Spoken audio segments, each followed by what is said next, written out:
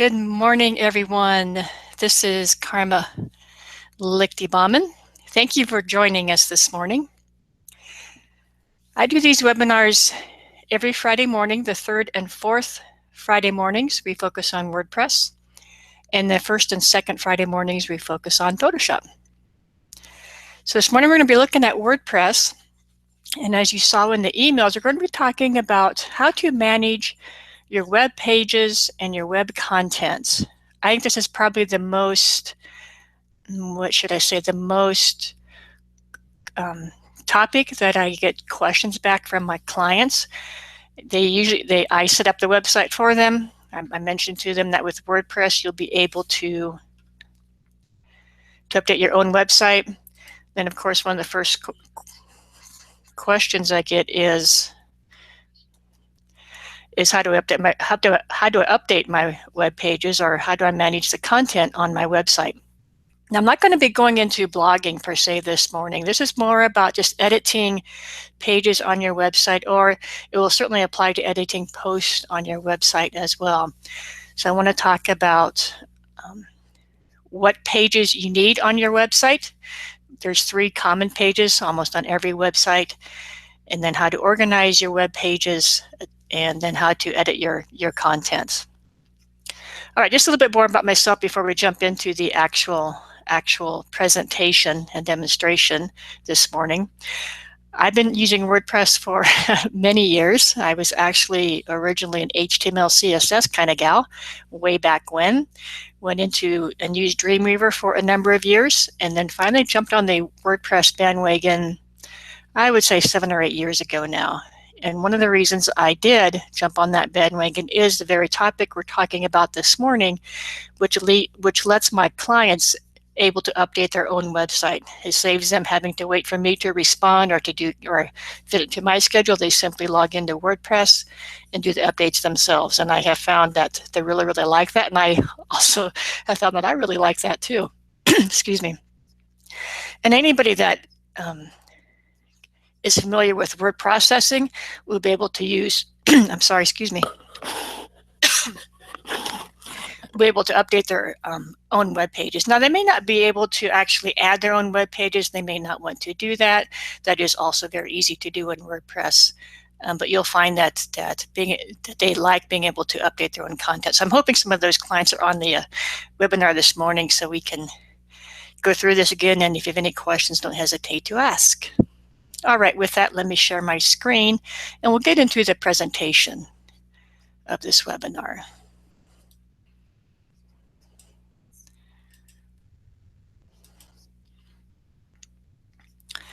All right, WordPress webinars.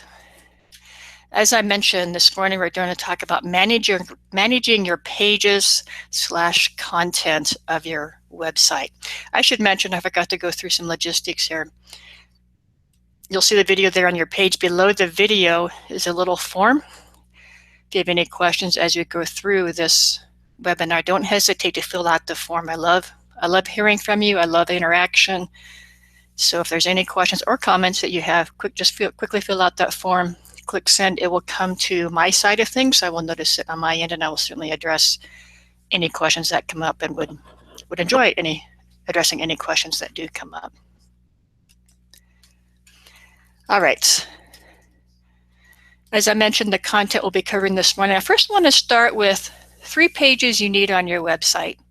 These are the most common pages you see on almost every website, and they might be called something slightly different on different websites, but 3 pages that you need on your website, as well as some of the most visited pages on your website. We'll talk about organizing your website, and I think this is probably the biggest step I do with my clients, is sitting down with the clients and asking them, okay, what do you want on your website? What do you want to present on your website? And sometimes they don't have any idea. They have an idea, but it's not very in-depth. And so part of my responsibility is to educate them a bit on what they might want to include. And I'm going to show you the technique I use that I have found most beneficial when working with my clients and just organizing your website. The reason I like doing this step is it gets them involved in the process, and it helps them understand what goes into setting up a website And it makes them think about what is their company about, what do they want to portray, what do they want to communicate, what's most important to them as a business or as an organization. So I'll show you just a simple step that I do with my clients in that, as far as organizing your website. I want to talk a bit about using page layouts. Now, page layouts and the options for page layouts will be dependent on the theme that you are using. I'm going to show you a couple of different sites that will give you an idea of the options that might be available inside themes about different page layouts that are available. And then we'll get into adding elements to your pages. This is where you're get into editing your pages and adding content to your pages. And I'll just cover the most basic type of content in that section. I also want to introduce you to what is called widgets inside WordPress. They must have run out of creative names or something when they were thinking about what to call this. I find widgets a peculiar name for this, but widgets is simply adding content to either your sidebar or footer areas. And I'll show you how you do that inside WordPress, and then also review some of the most common widgets that I have used over the years. And then finally, I'll take a little step back and talk about editing and deleting pages after the fact. So you have your pages on your website. How do I go back into that page to edit it? Or if I decide I don't need that page anymore, how do I delete that page?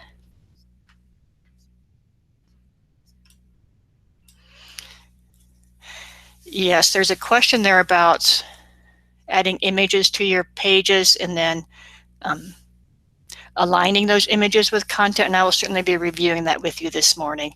When I get, I'm sorry, and when I get to that section, if there's any further questions with that, don't hesitate to let me know. But we will certainly be covering images and aligning your images with the rest of the content on your page. All right. There's another question about forms. I'll be touching forms briefly because it is part of one of your, I would consider, basic requirements to have on your website is to have a form on your website. I will show you briefly how to add forms, but that is really dependent on the form plugin that you're using. But I will cover that briefly when we get to this section of adding elements to your pages. All right. Let's get into the 3 pages you need on your website. And of course, need is always kind of a relative term. But I think these are the 3 pages that you want for various reasons. One, of course, will be your home page. I mean, that's given. You need a home page. We're going to talk a bit about what you want to include on your home page and the purpose of the home page. And then we'll talk about the other page this is probably the most visited second page besides your home page on your website is your About page. If you think about yourself when you're visiting websites and maybe going to a website of a business or an organization that you're not sure what it's about, I find myself often clicking on the About page, or it might be called something different. About is probably the most used name of the page out there. So we'll talk about what you want to include on your About page so you give your visitors the right impression and the right information that they need to determine if your business or company or organization is something that they want to stay in contact with or do business with. And then finally, the other page that I believe you need on your website is the contact page. You always want to give your visitors an option to contact you, whether that's via a phone call, through a mailing address, or an email. I would say at least a phone number and an email address to be able to contact you if they have any questions or want to pursue doing business with you. So let's go through each of these types of pages and talk about what you want to portray and what you want to include on these pages. We'll start with the home page. Home page is the first impression. It's like meeting someone for the first time. This will be your visitor's first impression of your company, yourself, or your organization. So you want to communicate well who you are. Maybe that's done through visuals. Maybe it's done through images. I would suggest including at least some visuals on the home page. That adds a lot more interest. But find a way to best communicate in maybe 2 to 3 sentences what your organization or your company or your business is about. And you might even, and it's interesting when I work with clients on this, because I really kind of want to nail it down. They can tell me maybe in a couple paragraphs what they're about, but my hope is to really narrow that down.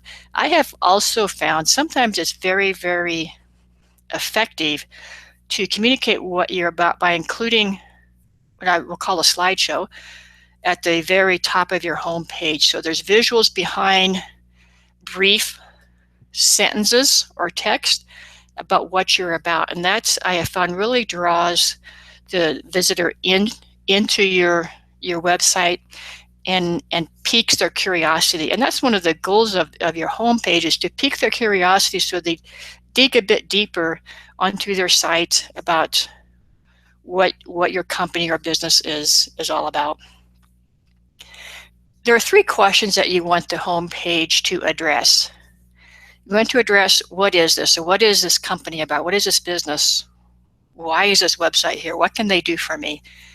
You want to answer who you serve. So when the visitor comes to your site, they want to be able to know, who is this for? Is this for me? Or is it for somebody I know? Or has it nothing to do with me? So who is it that you serve, and communicate that well on your homepage. And then also you want to communicate on your homepage why that website visitor should trust you. And there's several different ways you can do this. You can talk about maybe your history. You can talk about, maybe just share some client stories, maybe share some client testimonials, maybe share a bit of your story. You just want to build trust with your website visitor that this is somebody that they can trust, should they want to pursue doing business with you, or should they want to pursue getting your newsletter, which is the next item I list on this slide. Is you also want to include some kind of action item on your homepage. And this really helps define, what is your goal when visitors visit your website? What is it I want them to do? It might be just to sign up for your newsletter if you have a newsletter, or maybe just to sign up for more information, or maybe to get a download about a checklist about the 10 steps you need to do to create a website. That'd be something that I might do in my business, but something applicable to your business. What that does is, one, actually the most important thing it does is, not only do you provide that important information to your website visitor, but when they access that checklist, or when they sign up for your newsletter, they have to input an email address. You can send them your newsletter or send them their checklist, etc. And now you have their email address. You can stay in contact with them. Now, you don't do that to be spammy or anything. You do that to better serve them, and to continue to serve them with information that's important to them and that they feel they might need to do whatever they're wanting to do. So you might include some kind of action item on your homepage to invite them to stay in contact with you, and you can provide valuable information to them. Yes, that's a good point. There's a comment here about visiting home pages, and there's too many pop-up windows trying to get their email address, or there's a bar across the top, or there's something else that shows up at the bottom of the page. And I agree with you on that. Some websites you visit has too much of that going on, where you almost feel like they're invading your space. It's just too many pop-ups, too many ways of trying to get your email address. So yeah, and certainly do be selective when you add this to your homepage. You don't want to bombard them. You don't want to overwhelm them. You don't want to irritate them. So however you feel is best to invite them to sign up for a newsletter or access this free download, do it that way. It might be just a simple form in your sidebar. It might be just what we call the share bar across the top of the page. Or it might be when they spend so many seconds on your page, you invite them to sign up, because obviously they're interested in what you're doing if they spent some time like that on your homepage. So yeah, do be selective in how you're asking for them to take this action item on your homepage. Let's go to the next page, which is the About page. And as I mentioned earlier, this is probably one of the most visited pages on your site. This page, you want to introduce the website visitor to you or to your company, to your organization.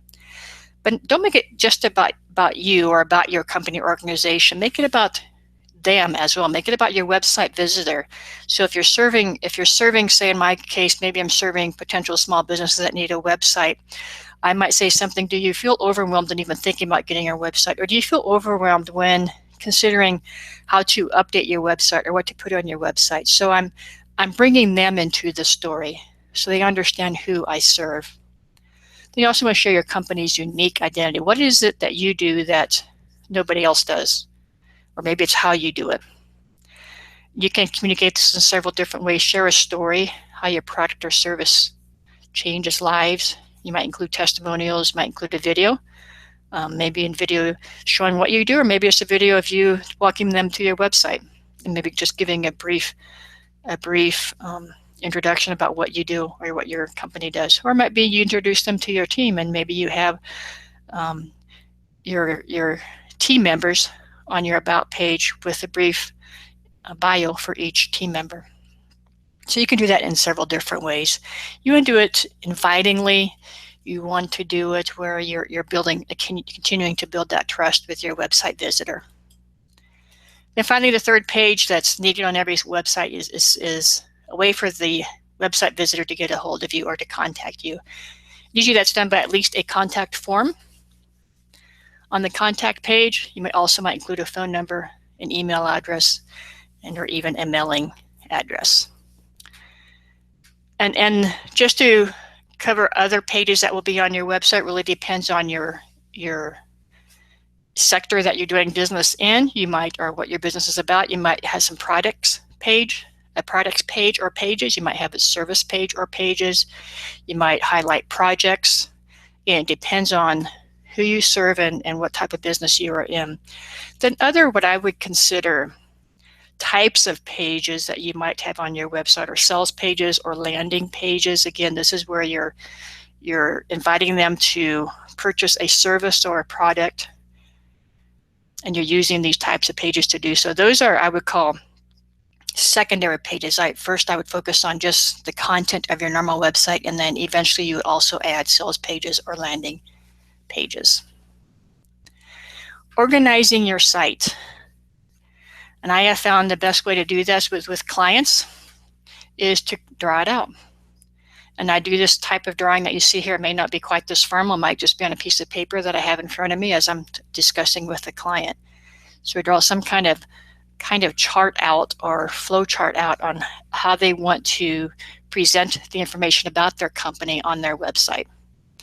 So I have maybe at the most 4 to 6 top level pages on the home page, and then underneath those top levels I might have some other pages. Really depends on the amount of content they have and what they want to communicate to their website visitors.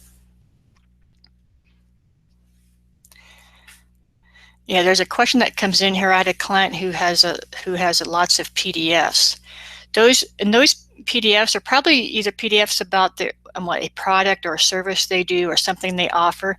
Usually that type of information, either I will convert that into a web page just by copying and pasting the content of the PDF onto a web page, or I might list for example, if it's we'll go with services, and maybe they offer services in several different areas, and on their consulting they might have a PDF for each type of client they serve. I would just provide links on this consult page to those different types of clients, and those links would go directly to the PDF. Yeah, so this exercise is a great way for clients and yourself to really understand what you need to include and how you want to organize it. And you want to keep in mind, you want to keep your information easy to get to. So you want to think of your website visitor, how they would navigate a website and what would make sense to them. Sometimes we get too tunnel minded, if you will, into our industry, and we forget what it's like to be a visitor to our website or into our industry. So keep that in mind as you think about organizing your website. All right, now let's get into page layouts. And let's discuss what is page layouts and what are the options. Again, as I mentioned earlier, this is really dependent on the theme being used on your website. Some of the common options is to have your pages be full width, so the content goes all the way across the page of your website. The other common options is to have a sidebar, whether it's on the right side or left side, or sometimes you can do both. Let me show you a couple sites where you can set this up when you're inside WordPress. Let me see if I can. Okay, here's actually one of my sites, and let me go back here so I can show you where I'm at. If you have this option inside your theme, you'll go to Appearance, Customize. Now this is a free theme. I'm big on free themes because you can find a lot of good free themes out there. But it's probably a more complex free theme. It's called Attitude is the name of this theme. But as I go into the Customize option, notice there's lots of options here. I believe it's under Design Options. Yes. We have actually two layout options. We have a Site Layout options. This has to do with the width of the page. Right now it's on the wide layouts. Notice I have white all the way across the browser window. If I choose the narrow layout, it kind of brings the page in, so the page itself is narrower than the width of the browser. That's what that setting is about. That's not what I mentioned earlier. That's just another option that's inside this theme. If I go back and go to the default layout options,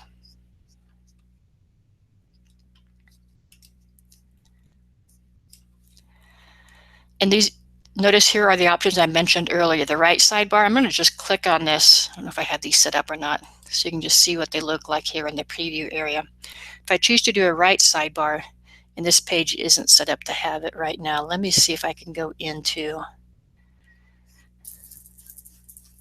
yeah, there's a right sidebar option. So I can put information down this right sidebar. In this case, I have an opt-in form. Or I could do a left sidebar. It's going to move this to the left side versus the right side. Theoretically, it's actually not popping up. Probably I should do, and I'll show you that when we get to widgets, why it's not showing up here. No sidebar, so it just puts everything across. Just centers everything in the page. No sidebar full width will pull this content out more from the left to right margins. And I believe this is pretty much the same full width or one column. We'll see if there's any difference here. Actually slightly different there. Full width goes across the page wider, if you will. Okay, so those are the options of different page layouts in that particular theme. Let me show you one other theme. This is another site that's using, I think it's the Customizer theme, which I've used on a number of sites. It's a freebie theme. This one is very similar into the options. When I went into the same place I went to on the previous site. But let me back up here so I can show you how I get in here. Again, under Appearance, Customize. Whoops, I missed that. And then go into, I believe it's under Content. Pages and Post Layout. And then in this drop-down, you have the similar options that we saw in the other theme. Okay, so again, that's how you can determine page layouts. And also on these types of themes, when it's available here, it will also be available per individual page. So where Register is where you set it up globally for your entire website. But also if you go into an individual page,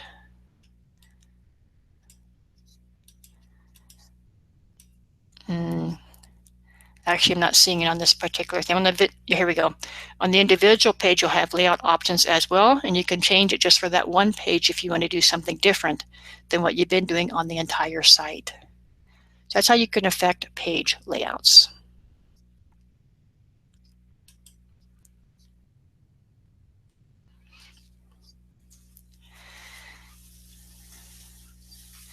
Yeah, there's a question about if I don't see that option on my theme, can you do this? And my answer to that is it depends. I don't mean that to be a cop-out answer, but it does really depend. Most themes will have the option to have a right sidebar or not. So if there's an option there with the right sidebar,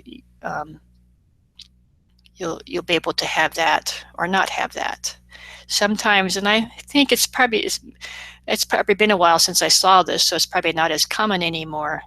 Themes by default will always have a right, can have a right sidebar, and yet that's just given.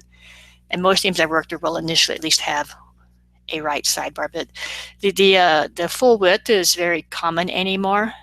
So it's probably not, you probably don't see that as much as I used to see that in years past. All right, a few more questions about that, your particular scenario, about if you don't see that, don't hesitate to email me, and I can kind of dig into that with you to let you know if you have the option for different layouts. Now I want to go into adding elements to your pages. So how do I add text? How do I set up headings on my pages? How do I add images? And how do I add a form? These are probably the most 4 basic types of information, if you will, that you'll have on your page. Let me demonstrate that by going to a page. This is my training site that I use for these types of purposes. So it's not going to necessarily be clean because I go in here and this is my little play box, if you will. So I went to the pages option on my WordPress dashboard. These are the list of pages on this training site. And let's go into, before I do any changes, actually let's go to the site itself. This is the site. It's using the simple, you're just using the 2016 theme, so the default theme for WordPress. And let's bring up this page that we're going to make some changes to. So the courses page currently looks like this. And let's say I want to add, say, the Photoshop logo in this paragraph. I'm going to go to my WordPress dashboard, choose to edit that particular page.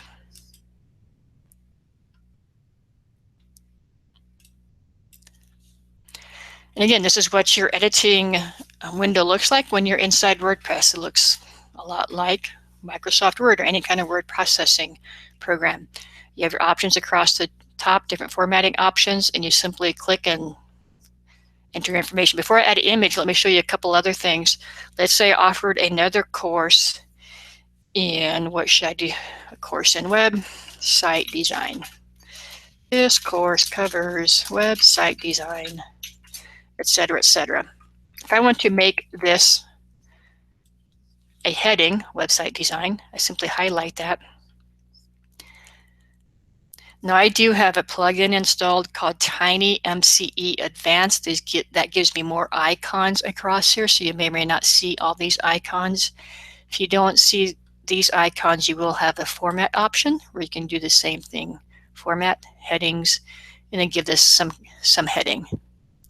Now when you're adding headings to the content of your page, you don't want more than one, or heading 1. You don't want it more than one time on your page. That's just an SEO tidbit. Only one heading on your page. And usually the theme will do that for you. So I tend to stay away from heading 1. I'll start into heading 2, and then the subsequent headings, depending if I had subheadings under things. Okay, so that's how I make a heading. Different ways if I wanted to bold this. You can do all those types of just common word processing techniques via the this icon bar across the top or underneath the formatting option.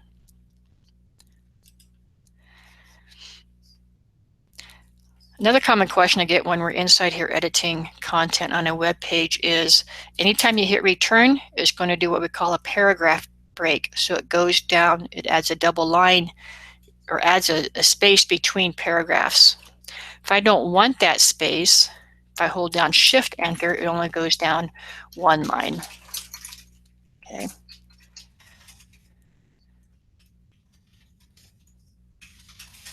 If I just hit Enter, it's going to put the space in here. If I use Shift Enter, it just goes down 1 line. Okay, now let's go into images. If I want to add an image to this paragraph, I'm going to place my cursor at the beginning of that paragraph just because I want the image to show up there. I'm going to click on the Add Media button at the very top above my editing window. This is going to take me to the media library. So the first thing I see in my media library are any images that I've already uploaded to the website. I can choose any of those. If I have not uploaded the image yet, I simply click on the Upload Files option and then go on my computer and find the file that I want to upload. However, I have uploaded the image we want to use. It's going to be this Photoshop icon. Do be aware when you're inserting images, on the right-hand side, there's always a size option. And if it's a big image, WordPress by default will do a thumbnail, a medium size, a large size, and then a full size. So be sure to check which size it's putting in here. If it's a large image, it will usually default to a medium size. So you may or may not want that. So be aware that that's being set right here. This is a small image, so we'd only have that one option. Insert into page. Now notice it jumps to the right side. So why did it do that? I'm going to click on that to select that. As soon as I click on it, I see the alignment options right above it. If I want that to be on the left side, I simply click there. If I want it to be above or on its own line, I can choose that alignment option. Or if I want it to be left justified, I can do that one. I actually prefer it on the right side. Okay. If you want to change to a different image, or if you want to do any editing of the image, click on this edit option. And the thing you can do there is if you brought in the wrong size, you want to do a different size, you will see that in this drop down. Again, this is a small image, so we don't have those options. If you want them to click on the image and it go to somewhere else, you can change this option to go to another file, maybe jump to a website, or whatever you might want them to do when they click on that image. Close it. So that's how you add images. I think the other thing I wanted to cover was adding forms. Now this is very dependent on the form plugin that you might be using. I'm using on this side, I'm using the Contact Form 7 plugin. So just to demonstrate how I do it with this particular, let me actually complete this. We made some changes here. Now I want the changes to go live. I'm going to click on Update. As soon as you click on Update, your changes are live. They are out there. If I go to the live website and do a refresh, I'm actually holding down Shift and then pressing the refresh button. Shift forces it to go to the server to pick up the latest changes. There's our latest changes. So just like that, in just a couple minutes, I've made changes to my website. Clients love this, and as a web developer and designer, I love this too, because it gives the clients this option to do things like this themselves. Before I jump out of this, I'm going to delete this so it's the page isn't quite so busy.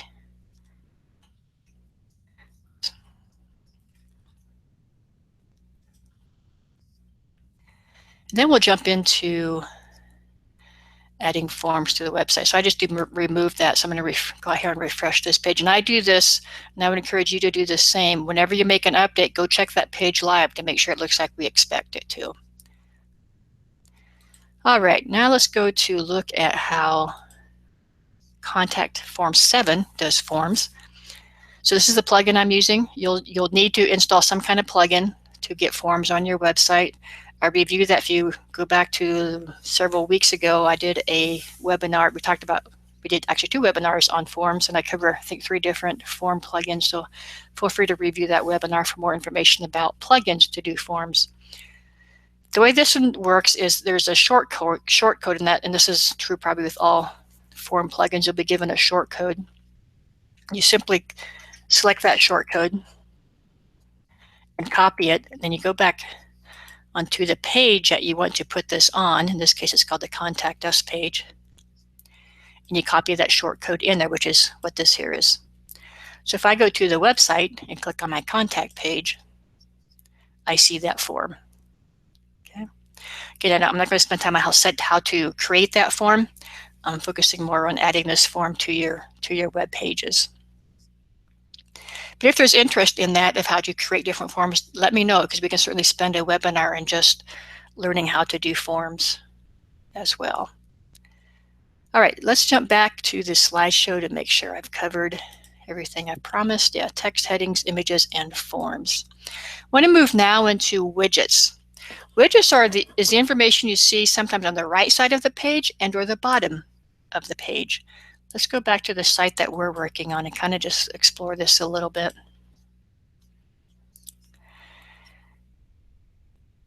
So here's an example of a widget. We have a categories widget, and this is just kind of random information that I plugged in for training purposes. But if I want to see all, in this case, this is blogging option is turned on. If I want to see all posts pertaining to products, I simply click on that and I'm going to get all the products that we've talked about via blogging or services, etc., etc.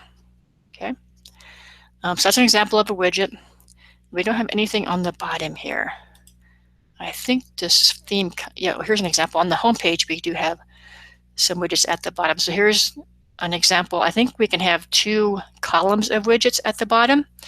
Here's an example of a text widget. Here's an example of another text widget where I'm highlighting upcoming events.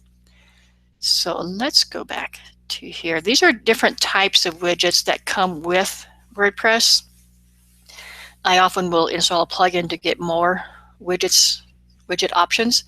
The text widget is probably the one I use the most, and that comes by default with WordPress. And you can do anything with it. You can display any kind of information with the text widget. I will often do it maybe to list products, maybe to list services that I provide or a client provides. Maybe I will do it to include a phone number and email address. So you can type anything into a text widget, giving your website visitor information that you think is pertinent for them to know about.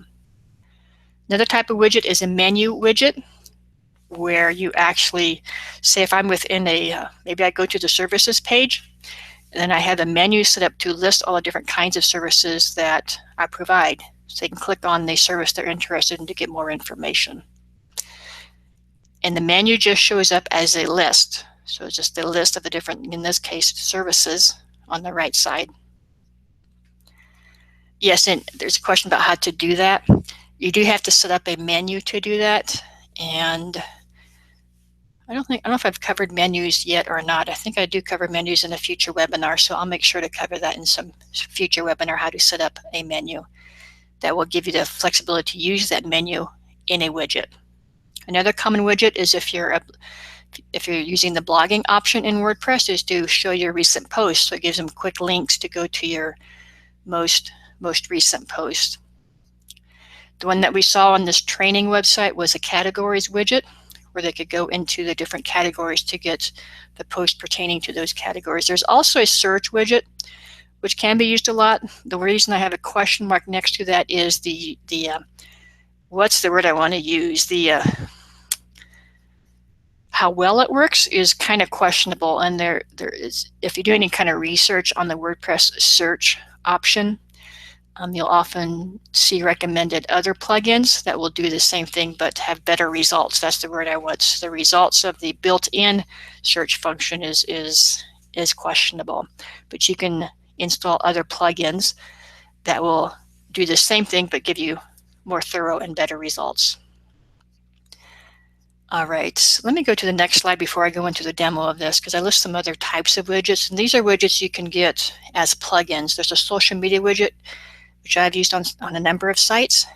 It gives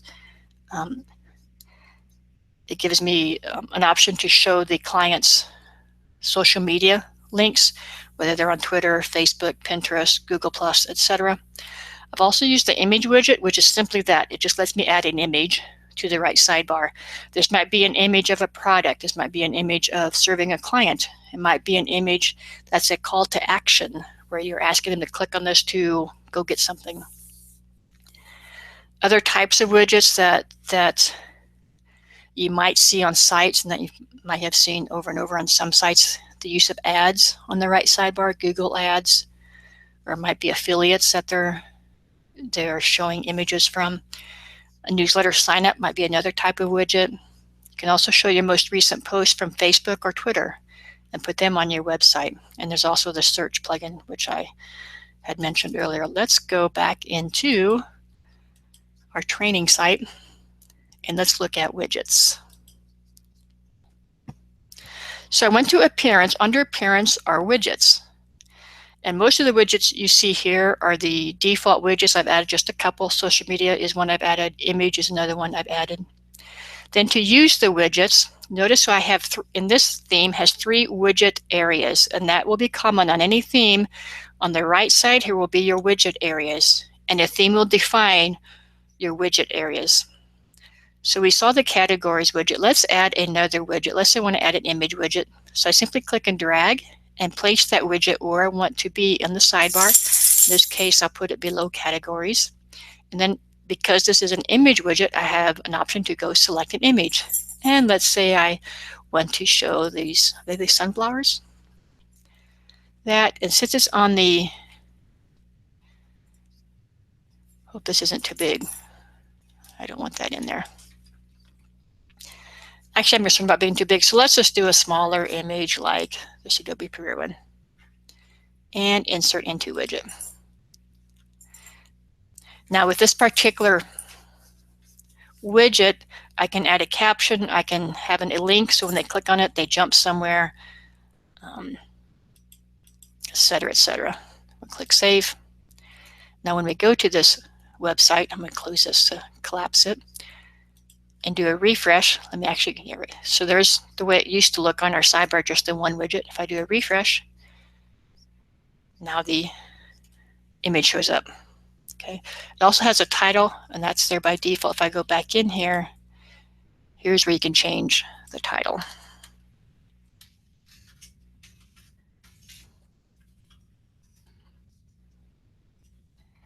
So just that quickly, I've updated the title, and now it's live on the website.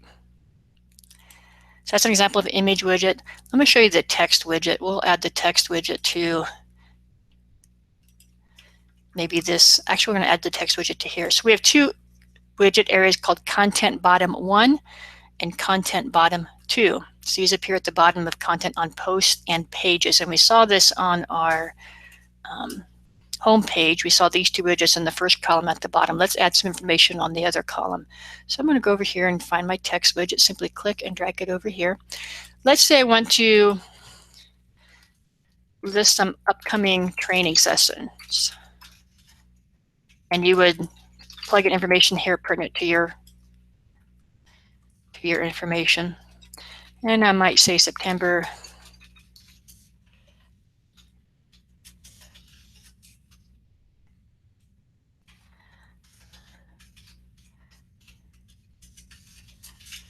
etc. So I'm just typing it in. I'm going to say to add paragraph, so it puts these on separate lines. Click Save. Now if we go to our home page and go to the bottom, there's, whoops, I'm on the wrong website, sorry. Let's do home page. So what happens when you have too many windows open, you're jumping to sites that you didn't anticipate you'd be jumping to. There's our new widget. So just that quickly, I can add more information to the bottom of the pages. There's the same widget. So this will appear on the bottom of every page as such. Okay. All right, so let me go back to the slide, make sure I've covered everything. So that gives you a feel for how to do widgets. Widgets is information in your sidebar or in your footer area. I should also mention, because it comes to mind as I say that, on my own site, which is this site here, and this is true of themes, themes will often give you the option to plug in your social media information into the theme itself, and then the theme decides where to show that particular information. So the social media information for this particular theme is a customized setting for the theme. So I go to Appearance Customize to set this setting. So I don't need a widget to show my social media links. So especially with the social media links, oftentimes anymore it's built into the theme, but if it's not, you can use the social media widget, which I mentioned here, to do the same thing. All right, let's wrap up with the last demonstration here, which is editing and deleting pages. I already show you editing pages. Let's go back to our pages option in our dashboard. And this is going to show you all the pages you've added to your website. It's going to show you draft versions, so pages that you have not actually published, as well as all your live pages. If I want to go back and change something on any page, I simply go over that page. When I get the little pop-up to edit, I click on that, and this is where we went previously on a different page. So that's how you edit pages. The one other thing I want to cover is deleting a page. If I no longer need a page, I simply hover over that page and I can trash that page, and that will remove it from my site. Okay. You want to double check to make sure it also cleaned up. If it was a menu option, that it also cleaned it up from the menu option. And I believe by default it should do that, but I've seen some quirkiness sometimes where it missed it, so just FYI. So that's how you manage your pages for editing and deleting.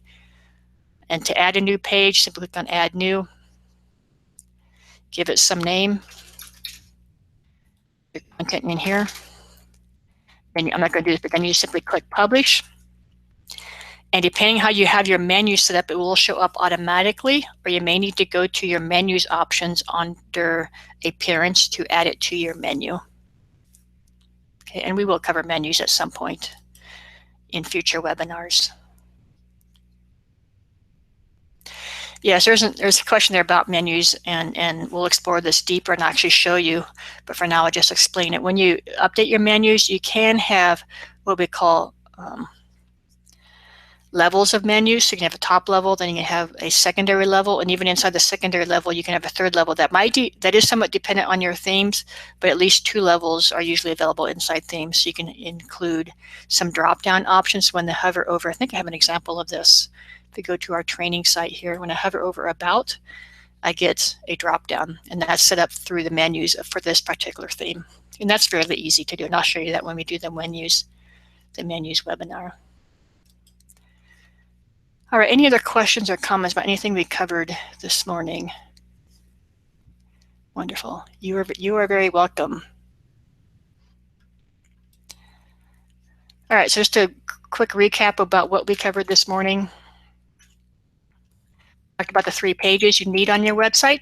That was the home, about, and contact page. Talk about organizing your website, kind of drawing it out. And this is true if you're starting a new website. Even if you're maybe updating your website, doing a major update, drawing it out certainly helps. Or just drawing it out of your current status of your website helps. Talk about using page layouts, defining where you want your sidebar, if any. Adding elements to your pages, went into the edit mode to review how to add images, text, headings, and forms.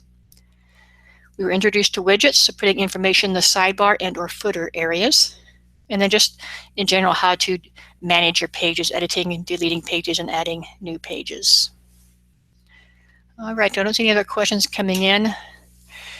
Just another resource for you, and some of you probably have already gone to this link at onwardstudios.com/WP guide. I have a free ebook that takes you through all these steps that we're covering in this webinar. Actually, I just am demonstrating almost everything I talk about and throwing in some new information in the webinars. But this is a great resource if you kind of want to walk through how to set up your website. You don't even need to go get like an account for a web host. Included in this ebook is how to set it up at WordPress.com, which is a freebie option, which is actually how I started using WordPress and became familiar with WordPress, was using a free account at WordPress.com. And then as I got into it more, I started doing my own, what we call self-hosted websites. But this takes you through all the steps on how to set up a WordPress website. Also, it includes a free, what I call an email mini course. So once you download this book, you'll get several emails in the following couple of weeks that kind of add more information to the content that you're reading in this book. So that's at onwardstudios.com/WP guide. Here's my contact information. If you have any questions that you run across, don't hesitate to email me at karma@onwardstudios.com. You also, my website link. You can also find me on Twitter and Facebook. At those locations, I also have a YouTube channel that has quite a few different videos on it for your viewing. All right, that wraps up this morning. Again, I do WordPress and Photoshop webinars on Friday mornings, just a way that I give back to the community. And WordPress is the first and second. Do I have that right? Okay. first and second Fridays, Photoshop is the third and fourth Fridays. I think I said that wrong at the beginning of this webinar. All right, thank you all for joining us. I appreciate you joining in, appreciate your taking time out of your busy schedules to join us on Friday mornings, and have a terrific weekend.